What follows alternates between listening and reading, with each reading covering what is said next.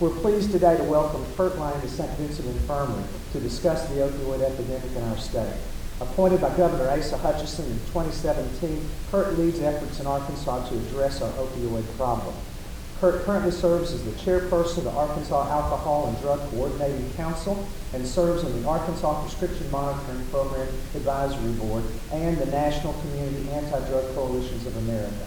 He's an active member of the Arkansas State Working Group for Prescription Drug Abuse Prevention and received the 2012 Marie Interfaith Leadership Award for his work. Director Lane began his law enforcement career in 1982. In 1986, he went to work for the Pulaski County Sheriff's Office and worked there for 22 years, rising to the rank of captain and head of the investigation division. He was appointed chief of police of the Benton Police Department until he left in 2017 to his current position. He attended the University of Virginia and the University of Arkansas at Little Rock and is a graduate of the Arkansas Law Enforcement Academy, the Drug Enforcement Administration's Drug Commanders Academy, and the FBI National Academy. He served on the board of the Criminal Justice Institute and represented Arkansas for the Regional Organized Crime Information Center. Kurt has lectured throughout the state on efforts to reduce both opioid abuse and overdose death. It's a great pleasure and honor for us to welcome him here today. Thank you for coming. Thank you, Dr. Jones. Well, good morning. And, you know, I am tickled to death to be invited to St. Vincent's to present on the problem that we're having. Kind of know my role for the state of Arkansas. When I was appointed, my position as the Arkansas Drug Director was really on the law enforcement side, a little bit to do about prevention and treatment. So I oversee the 19 drug task forces in the state and also asset forfeiture for the state. And I advise policy, drug policy for the governor's office. But having a governor that had been the head of DEA for a long time, there's not a lot of drug policy that I need to advise on that he already doesn't know and doesn't already buy into. And so with that, they expanded my role to oversee prevention and state-funded prevention and treatment programs through the state. So I oversee all that federal money that's coming in and going out to prevention and treatment programs in the state. And it really gave me a broader picture of what I realized, what I call the opidemic is all about. Nationally, in 2017, we lost close to 72,000 people in 1 year. Think about that. Before that, in 2016, we were about at 67,000 people. And that's about 72,000 is about 198 people a day. And I often say, as I'm doing these lectures, about 198 people is about the capacity of a large jetliner. And if we crashed that jetliner into the ground every day, how long before we try to shut that airline down? We realized that on some recent deals with the 737 MAX in Ethiopia that crashed into the ground, and I think killing 170 something people. And they looked back at that history of that jetliner over the last couple of months and saw that several more had crashed. And now they're, for a long time on the news, that's what they were doing, is shutting that jetliner down. But we, in 2017, lost 198 people a day. And we are struggling to slow this down. How do we slow it down quick enough? Because it's so ingrained in what we do. A lot of people point fingers. A lot of people point fingers at your profession about what's going on. It's, as I told Dr. Jones this morning, this is like turning around a battleship because it's so ingrained. And we need to realize that the opioid epidemic is not new to the United States. This is our third opioid epidemic. We saw one just after the Civil War. We saw one in the early 1900s with the snake oils and morphine-based type substances. And in both of those, the medical profession led us out of those. And now we're in our worst opioid epidemic, of where we've gone with pain medication that has morphed into the illicit drug market. We're going to talk about how that evolved.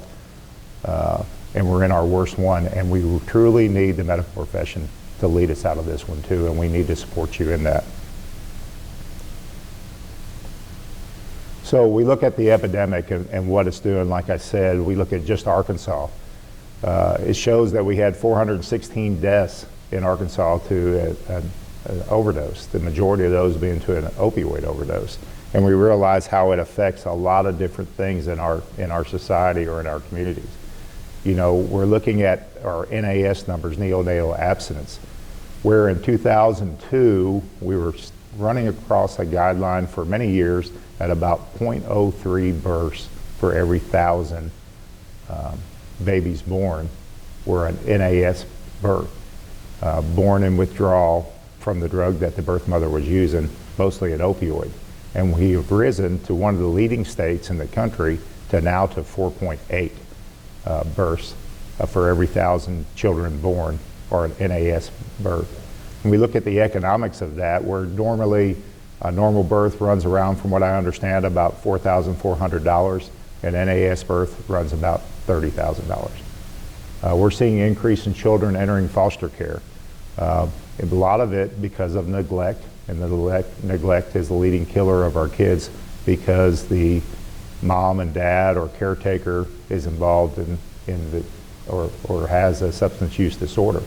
Or a lot of times they're not at home and they're not there, and a lot of time being raised by their grandparents or other relatives.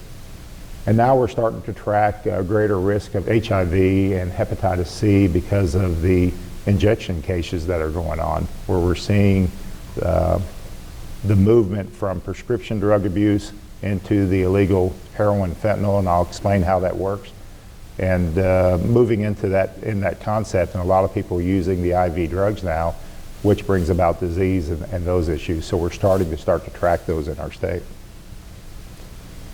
Our economy, they estimated that it's $115 billion, the cost of prescription opioid dependence and abuse, of all the different factors from medication-assisted treatment to counseling to crime, and all the different factors is about $115 billion in 1 year. This is a slide that I got from SAMHSA. There's 11.4 million Americans misusing opioids in 2016 is what they were tracking on that. You can see the other descriptors there. 55% got treatment for a heroin use disorder, and those are high figures comparatively to Arkansas. Arkansas figures are very low in people that get treatment based upon the availability of treatment there is in the state. And so a lot of people say, you know, this really isn't a prescription problem, it's really an illicit drug problem. But as you can look at these numbers, again, I got from SAMHSA, a lot of this, and you see a lot of the pain relief and a lot of the abuse and the addiction or substance use disorder has to do with the beginning of RX pain relievers, either in a legitimate way for a legitimate pain issue or in an illegitimate way, and how it's morphing into that and how it's moving to heroin and fentanyl that's being available in the illicit drug market. And you can see where that is, where a lot of times I get confronted by chronic pain patients that say, you know, you're legislating this and you're legislating that. We need our medicine, and this is all about we're suffering because of the heroin and fentanyl users in the state. But we need to realize that, you know, a lot of times that 3 out of 4 people that have used heroin in the past year misused a prescription opioid. And about 7 out of 10 people that have used heroin started using heroin started heroin because of their prescription drug misuse or abuse. So it's a big factor when we're interviewing that of what's going on in our state and also in our country. So this came from the PDMP, and this is a rate that you can see, I think it starts in 2015, of what we're prescribing. You hear a lot about our prescribing rate. We are the second highest prescribing state in the nation and have been for the last 3 years. Our current number right now, we are looking at 102.1, and that's from the PDMP. We haven't got the CDC numbers. The PDMP gets a more accurate count of that deal. So that's 102.1 opioid prescriptions for every 100 people in our state. And that's where we've been. And really, if you go back to this chart, I wish I brought the whole chart, going back to about 10 years, you're going to see that Arkansas has been over the 100 mark in that entire 10 years. We have been in the top 10 And for a long time, up until recently, we're starting to see some reductions. As you can see, the efforts are starting to bring the numbers down a little bit and bring them down slowly, in which they should. For a long time, that was about 350 million opioid pills prescribed into a population of 3 billion people. We're down now to about 299 million, and we're starting to come down quite a bit. And the bottom number that you see on there is the national average. And we are the high part of that average, but the national average in 2017 is 58.7. And so that's what the rest of the country averaged out, is what their prescribing rate for every 100 people in the nation. So you can see we have a long way to go, and even with the efforts of us coming down, the nation's coming down too, and starting to prescribe less, and starting to look at alternative education and methods to get away from prescribing the opioids. This is our state in 2018. It breaks it down by county, and you can remember that 102.1 is the average. That is our average in our state. So you can see some counties that have high opioid prescribing averages for different reasons. They may have different populations that need them, have different pain issues. They may have overprescribing that's going on, a lack of education that's going on, but for whatever reason, these are the numbers for those counties. And so what we have seen in trends that we have seen in deaths, overdose deaths in those counties, seem to run parallel to those high prescribing counties, and that's a concern. It is an effort that we are looking at to track those numbers. If you followed the newspapers this week, you see that I was speaking about a new opioid database. We're trying to use these numbers and get accurate data, because we're getting monies in for 2019 and 2020, and we want to put those monies into 19 and 20 data, but a lot of times we're putting money into 17 and 18 data, which gives us a step behind, and we're trying to stay ahead. This is from the State Crime Lab. For the first time in our history, that autopsies that are being conducted at the State Crime Lab for overdoses have exceeded homicides. So it's a trend that we're seeing, the number of deaths that are coming in there, and there's some disturbing numbers of what we're finding. One thing that we are finding in there is, as you can see on these lines here, that top line, the light colored line, is methamphetamine. And methamphetamine is the serious drug threat in our state, and always been a serious drug threat in our state. And they're saying there's a resurgence of methamphetamine in the country. Well, I will tell you, there's not a resurgence of methamphetamine in Arkansas. Arkansas has always had methamphetamine. But our most deadliest threat is the opioids. The second line, the blue line in the middle, is actually synthetic opioids like fentanyl that we're seeing that are coming in an influx, and this is illicit fentanyl that we're seeing now that's being mixed in. And the disturbing factor that we're seeing in our autopsies is a lot of them are polydrug deaths. They're heroin mixed with fentanyl, fentanyl mixed with methamphetamine, starting to see fentanyl mixed with cocaine, and we're starting to see a resurgence of the stimulants, which we'll call the fourth wave of the epidemic that is coming forward. And we're already seeing it in other states. We're just starting to see that in Arkansas. And you can see that spike now in 2018, where methamphetamine is being mixed with fentanyl, and I'll kind of show you why that's happening.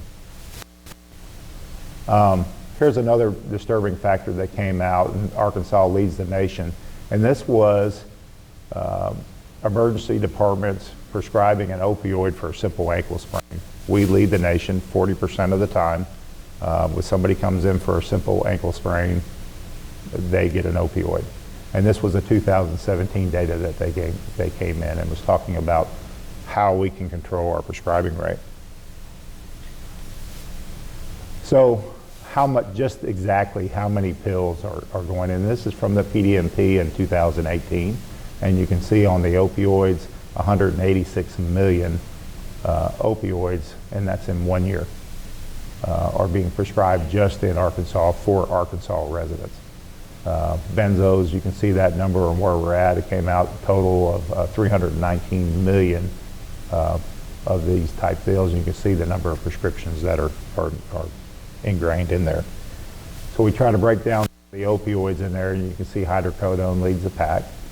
Tramadol right up there at number 2, and how it's coming down, and realize that in 2018 we've actually come down about 50 million pills.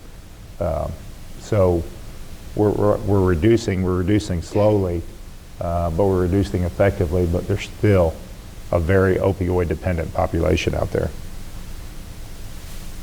So this is a slide that 5% of the world's population is the United States.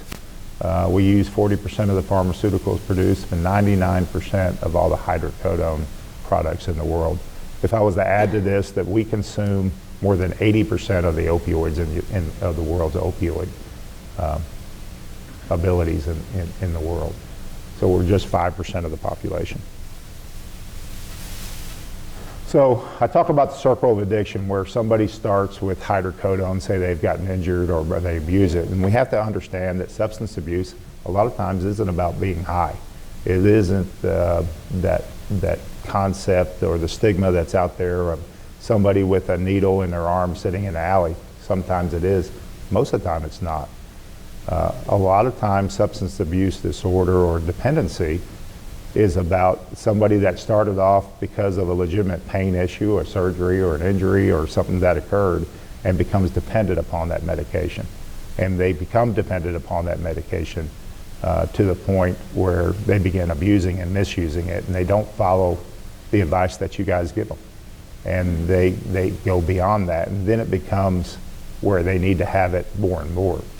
And a lot of times that's the majority of the issue we have. It's not really about getting high, it's about wanting to feel normal. It's about, I have to take these so I can go to work, so I can drive a car, so I can drive a school bus. And sometimes it's about being high. And in both worlds, what we're seeing is that transgression to finding other drugs.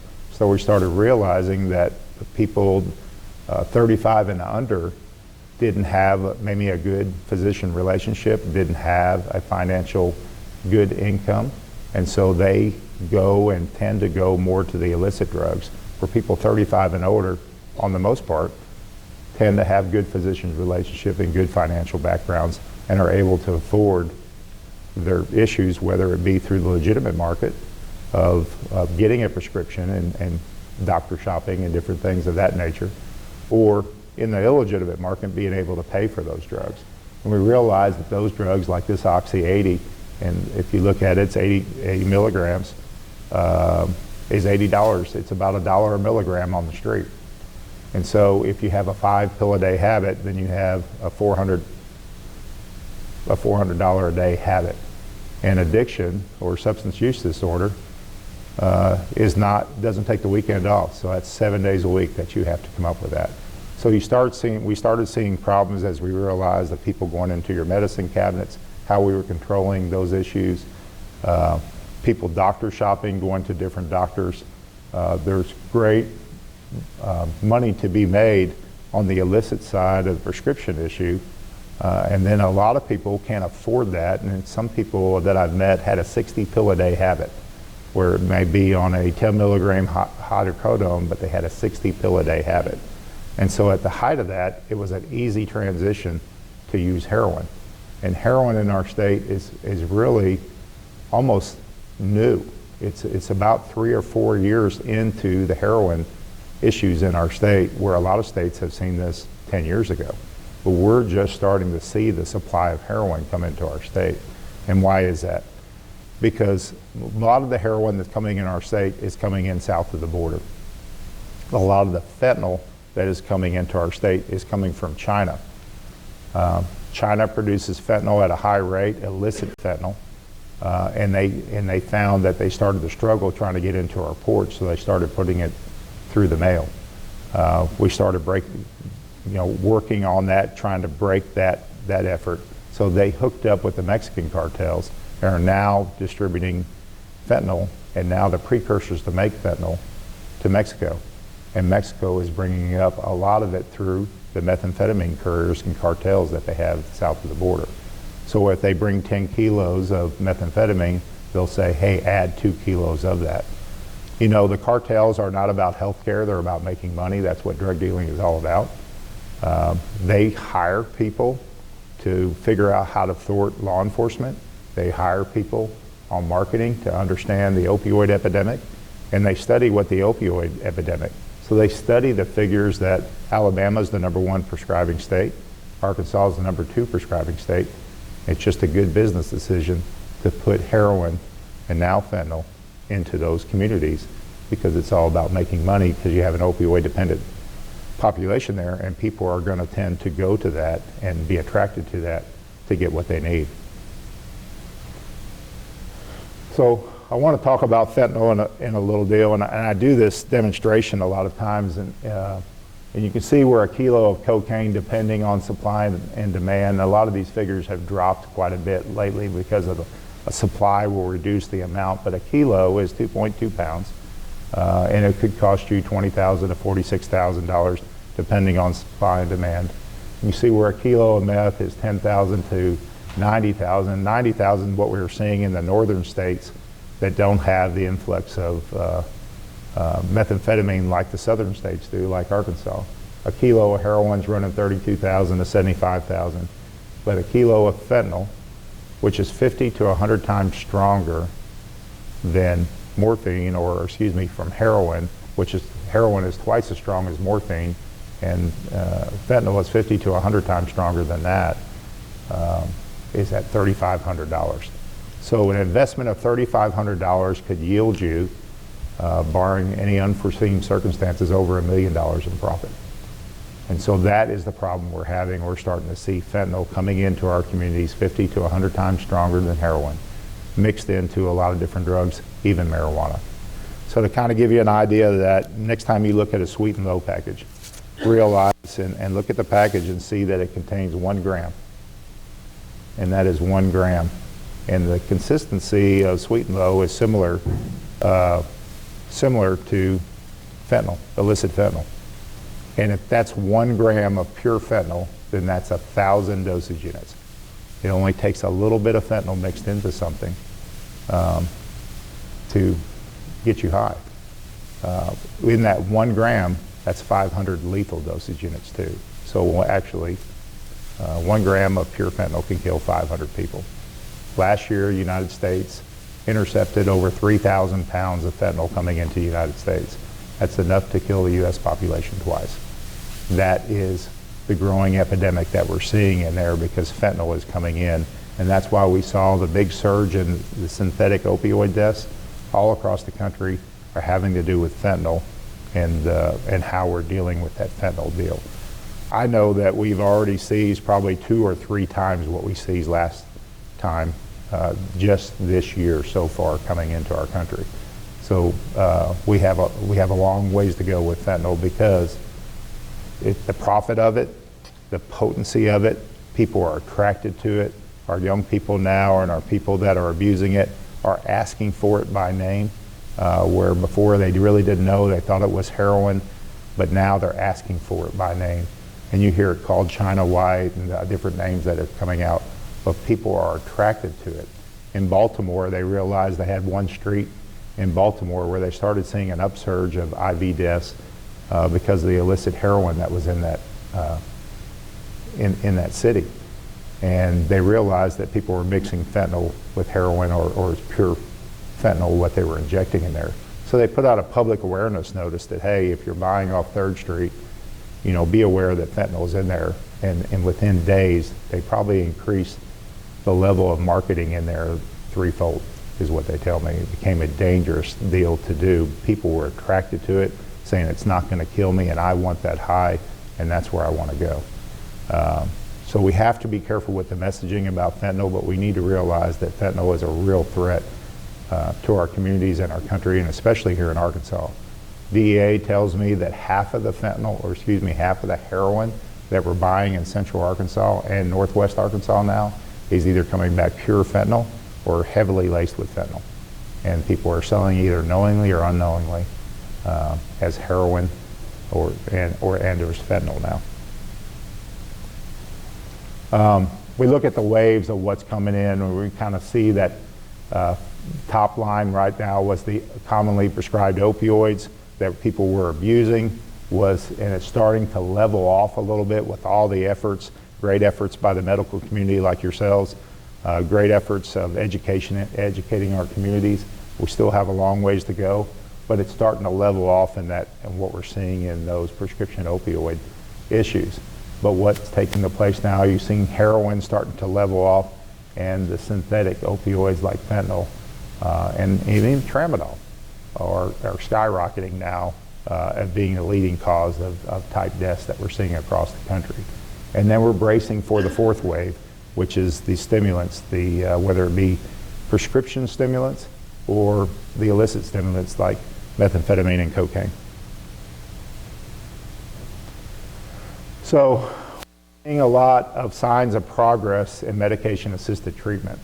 And this is a national slide of where medication-assisted treatment a lot of times wasn't accepted by different communities and recovery communities, but we need to find and give the opportunity to pathways for people that need or trying to recover to do that. And a lot of our recovery pathways are abstinence-based, but we're starting to see where medication-assisted treatment is having some great results and starting to work. And I have to realize that some of the medication-assisted treatment deals with low-grade opioids. And now a lot of work is being done, and scientific studies are being done to find other drugs like Vivitrol and other drugs, experimental drugs, to try to get away from the opioids, not to even go back to the opioids or where we're going. They're starting to lead some signs of progress where it's starting to be accepted.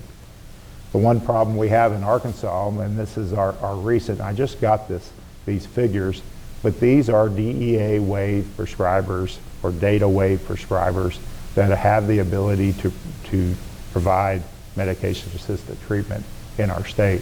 And we broke it down by county, and you can see how many are where. And you can see in a lot of our counties don't have anybody. So if you're in need of treatment and it's 2 times a week or 3 times a week, you're going to have to travel across 2 or 3 counties a lot of times to find somebody if they're available to provide that treatment. And you have to realize too that we have 252. We've come a long ways because last year we were on the 180s, and we really have put some money into a good program with Dr. Mancino over at UAMS to help educate and train doctors throughout the state. But only about 65% of this 252 are actually active. So we have a long way to go. And one of our efforts is try to find a doctor or an APN or a PA in each one of these counties and try to solve that transportation issue of where we're going on that. But as you can see, we've got a long way to go. A lot of the efforts of why people don't want to get involved in medication or treatment, they don't want to be the addiction doctor. They don't want those people in their clinic, even though they're already there. They have a misunderstanding of medication treatment, and they don't see the rewards of medication-assisted treatment of where it is. So there's a lot of effort and education being poured into this subject in our state. We are in probably the bottom 10% of the nation for the ability to provide medication-assisted treatment to our communities. So that's something we're working to improve. Naloxone. Naloxone has been around for a while.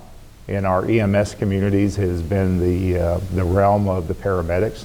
Wasn't used by EMTs, wasn't used by first responders like police and fire. It really became the realm of either being administered in a hospital or by a paramedic. That has changed. And we began a naloxone program, and we worked to the legislature to get a Good Samaritan Act, and we got this passed in 2015. A lot of it had to do with the medical tourniquet, but we also got it for naloxone at the same time. And we began a naloxone education program with first responders and started supplying naloxone to first responders. In the city of Benton, where we started, we actually learned this concept from out of Quincy, Massachusetts. They showed us the pathway in there. We implemented the first program in our city in there, and we had our first save about a year into our program. The paramedics in my community didn't like it. We were stepping on their toes, and they said, do you really realize what you're doing in there? Because a lot of times when people come out of being unconscious or their overdose situation, they become violent. And I had to stop for a minute and say, well, when they become violent, who do you call? I mean, they called us. They called the police. And so being able to train and look at that. So we looked at that figure now moving forward several years into this project, and we analyzed 270 reversals that we have had in just the first responder program, and we've only had 2 that became violent. And a lot of our education has to do with how we talk to somebody when they come out of that overdose situation to keep them calm, even to the point where sometimes they're handcuffed in front and then the handcuffs are removed because it's a non-arrest situation just so they can control this person. But the fact that how we talk to them and not be that police authoritative figure that we've always been, and kind of changing our mode and understanding about opioid overdose or just overdose in general, about where we're going on there. And so the other factor that we had is we got criticized that we're enabling addiction. And really that didn't make any sense to me, because we're not buying and seeing naloxone being sold in the illicit market. And they're saying, well, people are having this at a party in case they do overdose or some designated naloxone person. I really don't see that as a bad thing. A lot of understanding about addiction or substance use disorder, at some point that person's going to realize, hopefully, that they need help. And so I think what we're enabling is we're enabling somebody to breathe during an overdose situation. We're enabling life, and we're enabling a chance of recovery. And that's so, so important on the factors that we have in trying to reduce those death numbers that we have. Another thing that we passed in 2017 with Dr. Nate Smith at the Health Department stood as the doctor of record for a naloxone prescribing protocol. So anybody can walk into a pharmacy and say, look, I need naloxone. I've got an opioid dependent person, or for whatever reason, I want to be a hero in my community, or for whatever reason, they can walk in there without a prescription and purchase naloxone. Now, what we found is our education of that needs some work, because we still have some pharmacies that don't understand that. And so as we find those on a case-by-case basis, we're contacting them personally and giving them this information. The Board of Pharmacy has been working with us greatly, but we still have some pharmacies out there that are resistant or uneducated to this issue. So if you happen into one of those, please call my office and we'll deal with it effectively. But it's been a good program. And one of the things we say, if you have matches in your home, you need a fire extinguisher. If you have somebody that's opioid dependent in your home or around your home, whether it be somebody that's abusing or somebody that's misusing, or whether it be somebody that has a high amount of opioid prescriptions, an older person. In our program, we've saved people from 12 years of age to 77. And I look at those, I look at those older years of age, and we're finding that people are misusing their medication. They get mixed up in how much they took. They're taking quite a bit for their ailment, and they overdose. So having that naloxone, that life-saving situation right there, gives them the ability to do that.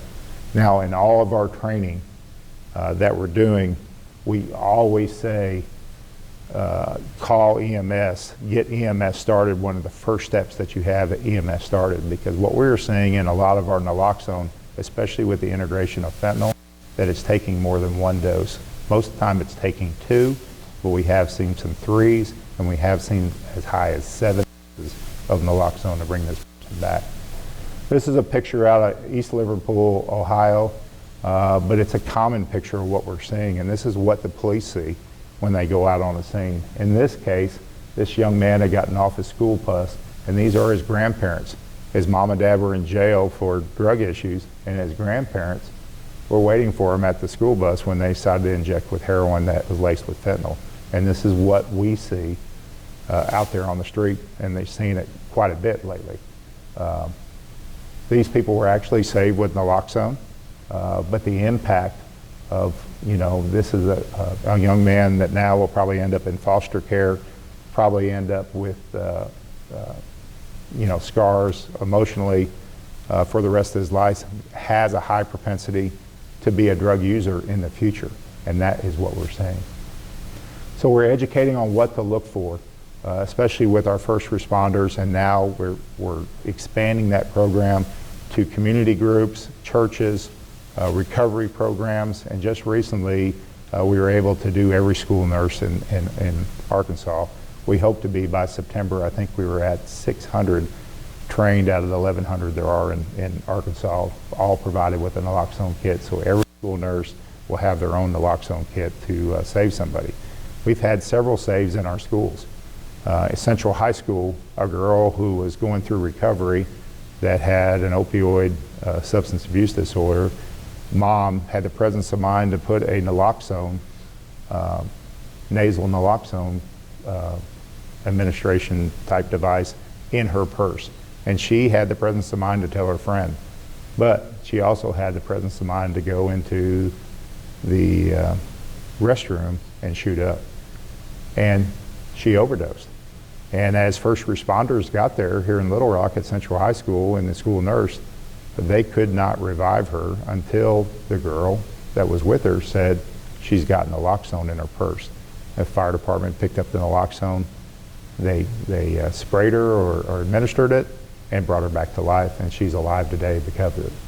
We've seen it all across our state, in Alma, in Hot Springs. We've had saves in those school settings.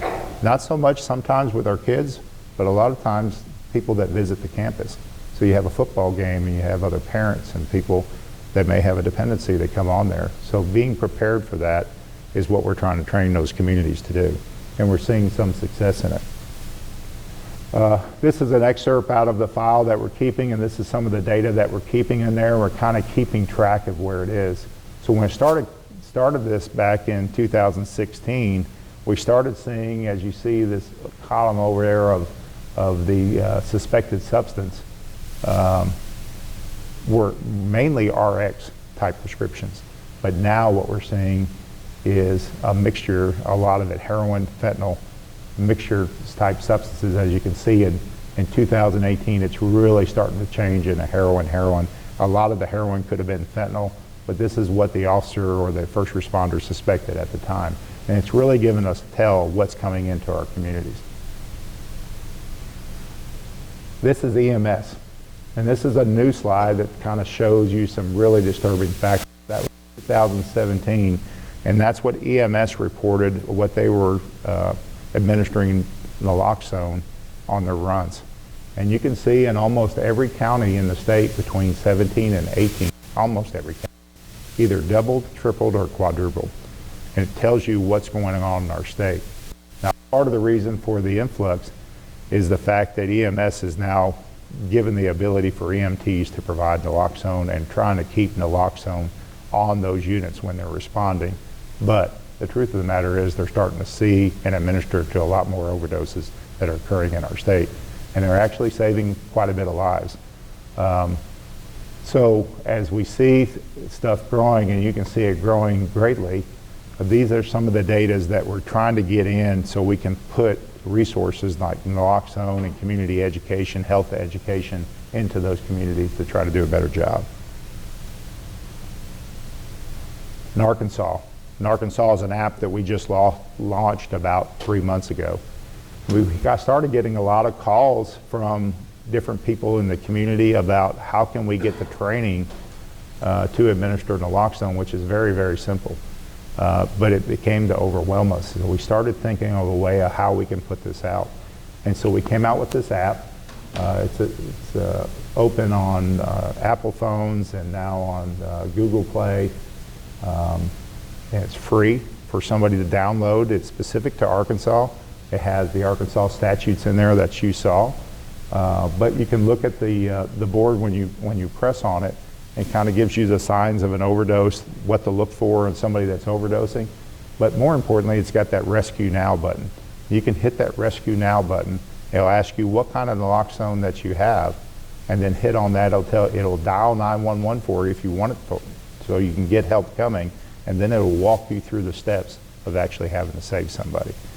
When we first did our first save, when I was in the city of Benton, the officers were a year into this project, and they had gotten rusty about their training, and they had gotten nervous about administering to this young man that was a heroin overdose, and actually had an older app, a different version, a national version, that actually walked them through the steps, and that's what they used to save that young man.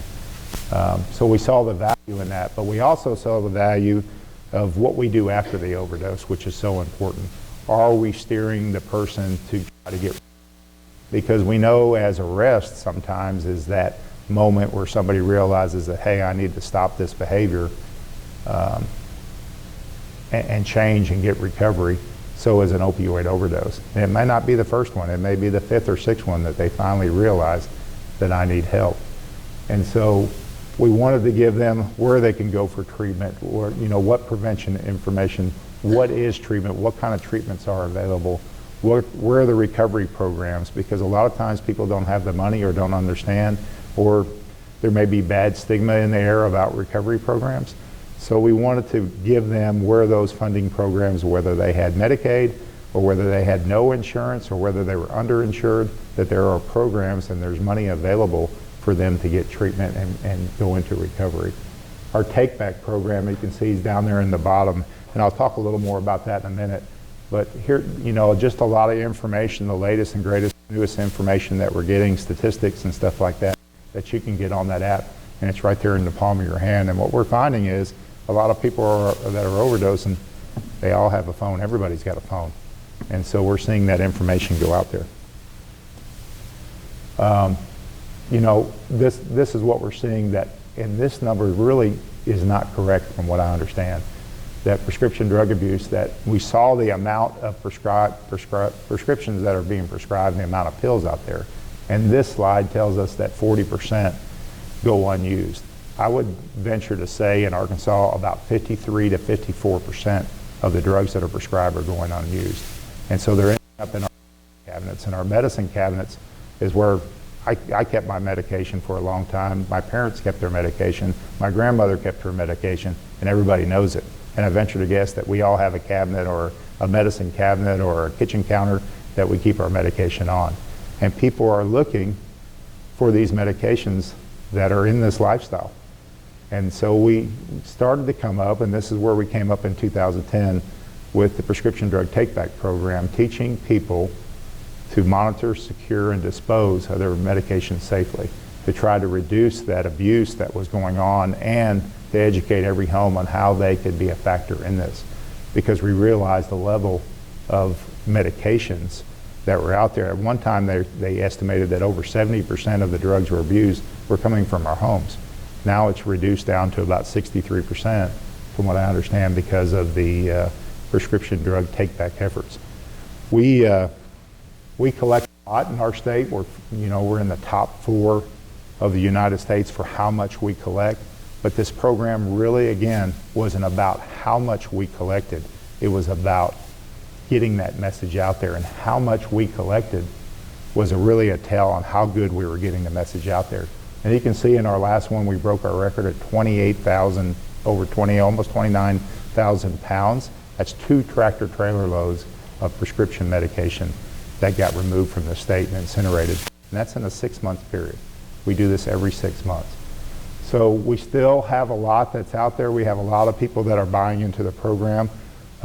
We have 24-hour collection boxes in over 200 locations in the state where people can go, ease of access to destroying those meds, whether it be a hospice situation, at the end of a hospice situation, or just in their homes where they can get those medications that they're not going to use, keep it from abuse, and also keep it from going into our water system. For a long time, the way we got rid of our prescription med was flushing them down the toilet, and they were getting into our water systems. When I first got into this, I started getting calls from EPA type agencies and stuff like that, and I was like, I'm not answering these calls. I probably violated some kind of EPA code in how we destroyed it. And they come to find out that they were wanting to learn more about our program because of the water measurements that had high amounts of prescription chemicals within the water systems, and how they clean that up. And this was a way to try to keep our water more pure than it was. We came up with a website, and you can see that site that's on the Arkansas app, and also our site about ending the opidemic. It's the artakeback.org. And it's a site that we have out there. When we first started this site, it was the ability to go in there and put your zip code in and find the closest take-back site to you. It's now gone into all-encompassing for prevention, recovery, and treatment programs. Everything that we're doing is on that site. We're getting a lot of good input to it. Have a Facebook page, Twitter account. Matt is with me today. He runs that whole operation for me. He is the guru behind that. We're getting that information out there. It's been accepted not only on the state level, but on a national level. A lot of people like our site. A lot of people are using the information in our site, and we've integrated to a lot of different national groups like NIDA, SAMHSA, CAGCA, which is Communities Anti-Drug Coalitions of America. Different groups we're integrating with those sites so we can get the latest and greatest information out there to give us all good information about it. So this is what SAMHSA tells me where we're going, things in the future that they're really looking at, and you kind of look at that. I'll let you read down through that. A national interoperable PDMP and required use. It's probably not going to be a heavy lift for us because, as you know, in our state, we are a mandated state that you have to check the PDMP before you prescribe an opioid, so it's not going to be a heavy lift. But some of them will be some changes that they're looking at. They're trying to measure some changes. They're doing pilots in other states about how some of these different changes are going on. I look at Medicaid, and wearing part of my hat is dealing with DHS. We're under the DHS umbrella. Realize that Medicaid is changing and needs to change and take some of these burdens of PAs out from in front of you so you can prescribe more readily. And some of those issues, they're trying to change it. It's ever changing. Honestly, it's hard for me to keep up with all the changes. I hate to go to those meetings because I haven't really got my head around all the changes that they've already done and already trying to change those changes. So it's all moving forward very quickly. Signs of progress, and this is a national slide of what we're seeing. And like I said, we're a little bit behind the rest of the country. Where other countries are now, other states are getting over and starting to level out their opioid overdoses. We're not. We're still rising in our state because we're a little behind. We're a little behind the 8 ball on that. We're starting to see more heroin users, and we haven't really peaked in our state like a lot of other states have. And a lot of states are heavy into the stimulants where we're not. We're just getting into the stimulants and the mix of the stimulants. So there's a lot of work to do and a lot of realization of that work. One thing that was disturbing to me, for the last 3 years, we have decreased the lifespan of an American citizen because of opioids, because of overdosing, because of suicide. And we need to realize that suicide, a lot of times, is a byproduct of substance abuse. And we're seeing that so often. The hopelessness and helplessness of addiction is leading people to commit suicide, and we see it all through our communities. And the overdose situation is not really to one gender, to one age group. It's all across the board. It's all encompassing. So that's the danger we're seeing, and that's why we need to make an effort. If we don't, we're going to be the first generation not to leave it better for the next. So with that, this is my information. You're welcome to contact me. That's my personal cell. You can see our website there and also that information.